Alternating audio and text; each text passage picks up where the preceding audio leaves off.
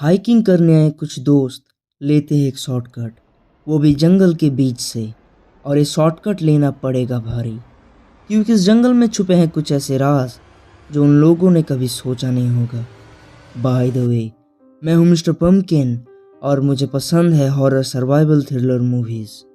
आज हम 2017 में रिलीज़ हुई द रिचुअल मूवी की कहानी को जानने वाले हैं। ये मूवी बेस्ड है सेम नाम के नॉवल के ऊपर। वीडियो को आखिर तक देखिएगा, क्योंकि लास्ट में हम मूवी से जुड़े फैक्ट्स के बारे में भी बात करेंगे। So let's start.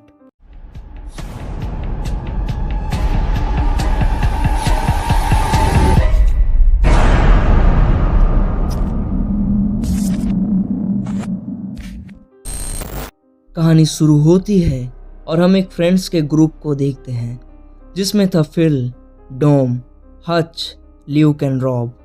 वो लोग पब में बैठे हुए थे और एक ट्रिप में जाने के लिए प्लानिंग कर रहे थे। तभी रॉब सजेस्ट करता है कि उन लोगों को स्वीडन के पहाड़ियों में हाइकिंग करने जाना चाहिए। ल्यूक इससे कुछ खास सहमत नहीं था। सभी लोग राजी हो जाते हैं, इसीलिए उसे भी मानना पड़ता है। जाते वक्त ल्यूक एक शॉप में जाता है वोडका की बोतल खरीदने। उसके पीछे रॉब भी उसके साथ शॉप में आता है। वो लोग वोडका की बोतल खरीद ही रहे थे, तभी वो देखते हैं कि शॉप का कैशियर घायल होके पड़ा हुआ है और बैक रूम से दो चोर बाहर आ रहे थे। ल्यूक सेल्फ के पीछे छुप जाता है, मगर रॉब वहां से हिल नहीं पाता। वो दो चोर रॉब के पास से उसकी घड़ी और वॉलेट ले लेते हैं। फिर उन लोगों की नज़र पड़ती है रॉब की वेडिंग रिंग के ऊपर। रॉब वो रिंग देने से मना कर देता है। ये सब ल्यूक सेल्फ के पीछे से देख रहा था। वो एक वक्त के लिए रॉब को बचाने के लिए सोचता है, तभी वो चोर रॉब के ऊपर हमला कर देता है और वहां से भाग जाता है। ल्यूक के आंखों के सामने रॉब की डेथ हो जाती है और ल्यूक कुछ भी नहीं कर पाता। ये था मूवी का इंट्रो। कहानी वहां से शिफ्ट होती है 6 महीने बाद। वो चारों दोस्त रॉब की याद में नॉर्दर्न स्वीडन के पहाड़ियों में हाइकिंग करने आए हैं। उन लोगों की हाइकिंग ऑलमोस्ट खत्म हो चुकी थी, इसीलिए वो लोग वहीं पर ही टेंट लगा लेते हैं। रात में हच और ल्यूक के बीच कुछ बातें होती है और हम व्यूअर समझ पाते हैं कि कहीं ना कहीं ल्यूक रॉब का मौत का जिम्मेदार खुद को मानता है। नेक्स्ट डे वो लोग अपने लॉज की तरफ बढ़ रहे थे, तभी डोम चलते हुए गिर जाता है और उसके घुटनों में चोट आ जाता है। सो हच डिसाइड करता है कि उन लोगों को जंगल के रास्ते से जाना चाहिए। ये शॉर्टकट होगा और उन लोगों का आधा टाइम बच जाएगा। वो लोग बच पाए, ये बात की बात है। चारों दोस्त जंगल के रास्ते को पकड़ लेते हैं। एंटर करते ही हच का कंपास काम करना बंद कर देता है। ज्यादा कुछ ना सोच के सारे लोग जंगल के रास्ते आगे बढ़ते हैं।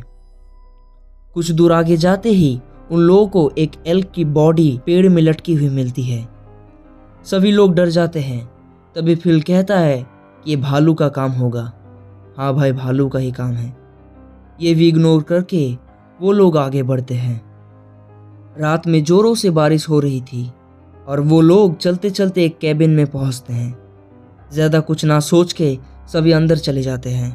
अंदर उन लोगों को अजीबोगरीब सिंबल दिखते हैं, जो कि बाहर पेड़ों में भी थे। उस कैबिन के सेकंड फ्लोर में एक सरकटा मूर्ति था, जिसके हाथों में सिंग था, जैसे कि उसकी कोई पूजा करता है। रात में सभी लोग सो जाते हैं। आधी रात में ल्यूक को बाहर एक तेज रोशनी आती हुई दिखती है। वो बाहर जाता है तो अपने आप को उसी शॉप में पाता है जिसमें रॉब की डेथ हुई थी।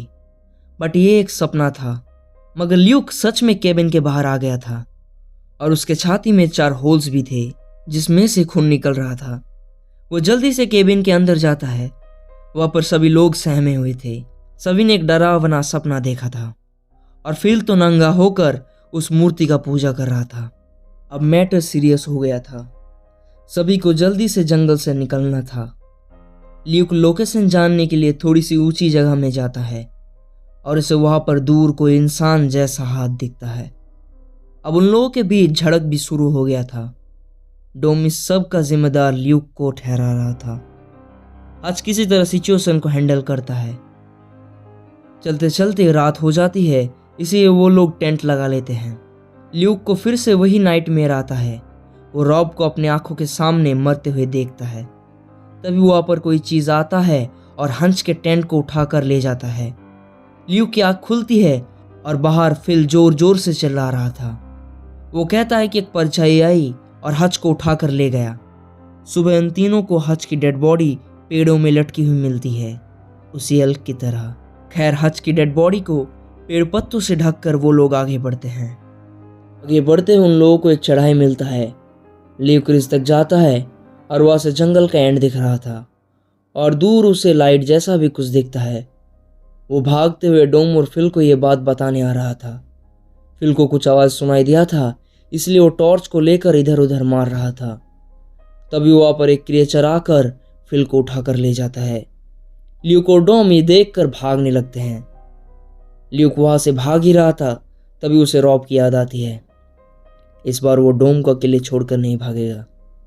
डोम एक पेड़ के तने के नीचे छुपा हुआ था। ल्यूक भी उसके साथ छुप जाता है, मगर उस क्रिएचर ने उन दोनों को देख लिया था। ल्यूक और डोम वहाँ से भागने लगते हैं। भागते हुए रास्ते में उन दोनों को फिल की डेड बॉडी भी मिलती है, सेम तरीके से पेड़ में लटकी हुई थी। वो दोनों भागते हुए एक घर में पहुंचते हैं, जहाँ पर एक आदमी आकर ल्यूक को बेहोश कर देता है। जब ल्यूक की आँख खुलती है, वो अपने आप को बेसमेंट में बंधा पाता है और उसके सामने डोम भी बंधा हुआ था।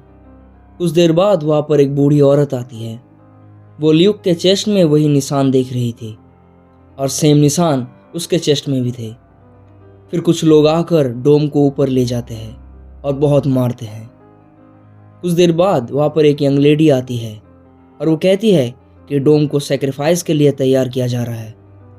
डोम को फिर से बेसमेंट में लाया जाता है। शक्ल देख कर लग रहा था कि खातिरदारी अच्छे से हुई होगी। डोम अपने नाइटमेयर के बारे में बताता है। उस रात उसने अपने आप को सेक्रीफाइस होते हुए देखा था। फिर दो लोग आकर डोम को बाहर ले जाते हैं और एक वुडन स्ट्रक्चर के साथ बांध देते हैं। शाम ढल जाती है और रात हो जाती है और तभी जंगल से एक गुर्राने की आवाज़ आती है। वहाँ पर जितने भी लोग थे सभी झुक जाते हैं और दूसरी तरफ ल्यूक अपने रस्सी को खोलने की कोशिश कर रहा था। डोम वहीं पर ही बंधा हुआ था। तभी झाड़ियाँ हिलती है और वहाँ से डोम की वाइफ गेल आ रही थी। दूसरी तरफ ल्यूक रस्सी खोलने के लिए अपने थंब को तोड़ लेता है। गेल डोम के पास आती है, मगर वो गेल नहीं थी, वो वही क्रिएचर था। वो डोम को सिर्फ विजन दिखा रहा था और हम व्यूअर्स पहली बार उस क्रिएचर को देख पाते हैं। वो क्रिएचर डोम को उठाता है और पेड़ में जाकर स्टैब कर देता है। मुझे ये भालू नहीं लग रहा। ल्यूक अपने हाथ को खोल लिया था, मगर अब क्या फ़ायदा। बेसमेंट में वही यंग लेडी आती है। ल्यूक जब उस क्रिएचर के बारे में उससे पूछता है तो वो लेडी कहती है कि उसका नाम लेना मना है। हम लोग उसे जोतून कहते हैं। वो गॉड लोकी का नाजायज औलाद है। आज रात एक सेरेमनी होगी जिससे ल्यूक भी उन लोगों के साथ जुड़ जाएगा। उसे उस क्रिएचर के सामने झुकना पड़ेगा। अगर ल्यूक मना कर देता है तो उसका हाल बाकियों जैसा होगा। और ये कह के वो लड़की वहाँ से चली जाती है। फिर ल्यूक धीरे धीरे बेसमेंट से ऊपर जाता है। उसे एटिक से कुछ आवाज़ आ रहा था, इसलिए वो एक मसाल लेकर टॉप फ्लोर में पहुँचता है, जहाँ पर बहुत सारे ममीफाइड रॉटन बॉडीज थे। और क्रीपी थिंग ये है कि सारे बॉडीज जिंदा थे। वो सभी बॉडीज में आग लगा देता है और उस घर में भी आग फैल जाता है। इससे वो क्रिएचर अट्रैक्ट हो जाता है। ल्यूक को नीचे जाते वक्त वही बूढ़ी औरत मिलती है। उसे चित करके ल्यूक एक राइफल उठाता है और एक कल्ट मेंबर को उड़ा देता है। दूसरी तरफ वो क्रिएचर आ चुका था। वो क्रिएचर उस लड़की को मार देती है। मौका देखकर ल्यूक राइफल और एक छोटी कुल्हाड़ी लेकर वहाँ से निकल जाता है।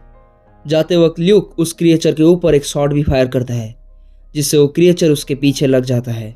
ल्यूक जंगल में भाग रहा था, मगर वो क्रिएचर उसको पकड़ लेता है। क्रिएचर ल्यूक को घुटनों में झुका देता है, बट ल्यूक उठता है और कुल्हाड़ी से क्रिएचर के फेस में हमला करके भागने लगता है। इस बार वो क्रिएचर उसको नहीं छोड़ेगा। वो क्रिएचर ल्यूक को पकड़ने वाला होगा और तभी ल्यूक जंगल के बाहर निकल जाता है। क्रिएचर जंगल से बाहर नहीं आ रहा था, वो ल्यूक के ऊपर गुर्राता है और ल्यूक भी। क्रिएचर जंगल में वापस चला जाता है। ल्यूक पैदल चलने लगता है और दूर हमें एक रोड में गाड़ी जाते हुए दिखता है और यहीं पर ही ये मूवी खत्म हो जाती है। पहले उस क्रिएचर के बारे में कुछ बात कर लेते हैं। क्रिएचर जंगल में रहता है और जो भी उस जंगल में आता है उसमें से एक को मार करके बाकियों को वो मार देता है। एक को इसीलिए मार्क करता है जिससे कि वो उसकी पूजा कर सके, और वो रैंडमली किसी को मार्क नहीं करता। जिसका पेन सबसे ज़्यादा होता है, क्रिएचर उसी को ही मार्क करता है। मूवी में उसने ल्यूक को मार्क किया था क्योंकि ल्यूक का पेन सबसे ज़्यादा था। रॉब के मौत के जिम्मेदार वो खुद को मानता था। उसके दिल में गिल्ट भरा हुआ था, इसीलिए उसका पेन बाकियों से ज़्यादा था। वो क्रिएचर वेदर को कंट्रोल कर सकता है, इसलिए मूवी में हम बहुत बार बारिश होते हुए देखते हैं और वो अपने विक्टिम्स को विजन भी दिखा सकता है। ये थे क्रिएचर के बारे में कुछ स्मॉल डिटेल्स। अब बात करते हैं फैक्ट्स के बारे में। मूवी में क्रिएचर का नाम नहीं लिया गया है, मगर नोवेल में उसका नाम है मोडार। नोवेल में क्रिएचर एक फीमेल है और मूवी में उसका जेंडर चेंज किया गया है। मूवी सेट है नॉर्दर्न स्वीडन के पहाड़ियों में, मगर मूवी को शूट किया गया है कार्पेथियन माउंटेन्स, रोमानिया में। एक्टर रेफ स्पेल और सैम रफ्टन इससे पहले एलियन फ्रेंचाइजी में एक साथ काम कर चुके हैं। मूवी में ल्यूक जिस राइफल का यूज करता है वो है world war II German K98 car. और ये थे कुछ इंटरेस्टिंग फैक्ट्स। आई होप ये वीडियो आपको एंटरटेनिंग लगी होगी। अगर लगी है तो डू लाइक, और ऐसे वीडियोस देखना चाहते हो तो चैनल को सब्सक्राइब कर दो। आधा अधूरा मत करना, बेल आइकन को भी ऑल पर सेलेक्ट कर देना। तो मिलते हैं दूसरे वीडियो में, तब तक के लिए टेक केयर।